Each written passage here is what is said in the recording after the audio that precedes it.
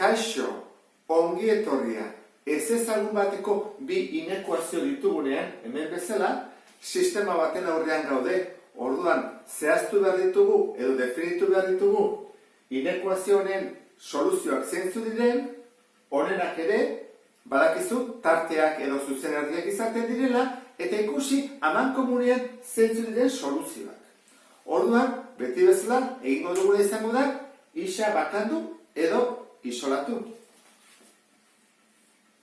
Bakarrik usteko zein behar dugu, 11 eskubitara eraman, eskubiko atalera, 17, ken 11, 6, orduan izango litzateke horrela, ezta? Bi isa txikiagoa 6 baino. Eta bi zatitzen pasatzen dugu, gelditzen zaigu, isa izan behar dula 3 baino txikiagoa.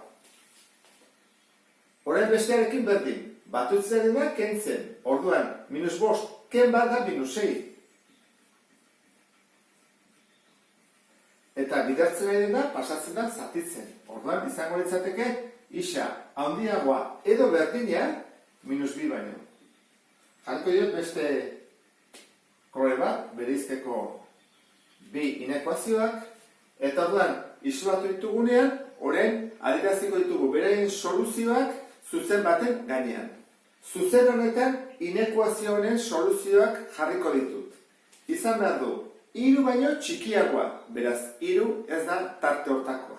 3 hemen dago, orduan jarkut 3 ez da tartekoa, eta 2 baino txikiagoa. Hau denak dira soluzioak. Urdinarekin. Gorriarekin jarriko ditut inekuazioaren soluzioak. Hemen da, -2 baino handiagoa edo berdina. Orduan, berdina izan daitekelako, 2 bada tartekoa, -2 hau, eta handiagoa, horrak anuz doa. Plus infinito arte. Orain ikusi behar dugu, bietan zein den amankomunaren soluzioa. Orduan, -2 bada edo ez da tartekoa. Goia eta behan soluzioa da, bai, hemen soluzioa da, eta hemen ere bai. Orduan, hau bada. Eta hemen ere bai, bietan, ikuste duzu, bietan soluzioa dela. Noaino, 3 arte, galdera da. 3 sistema honen soluzioa da? Ez. Zergatik? Inekuazioen soluzioa bada, baina beste honena ez. Egon behar du bietan. Orduan, esango dugu, 3 ez dela. Kenduko dugu, jarriko dugu gero biltxo bat, esateko ez dela, eta hau dena, bezez jarriko dut.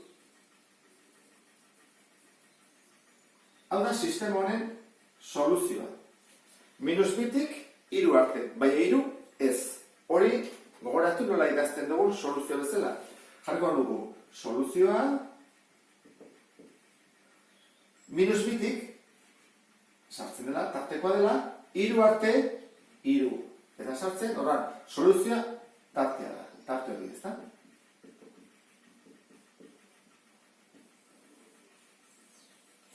Eta horrela bukatuko nuke. Ulertu duzulakoan, beste bat arte. Agur?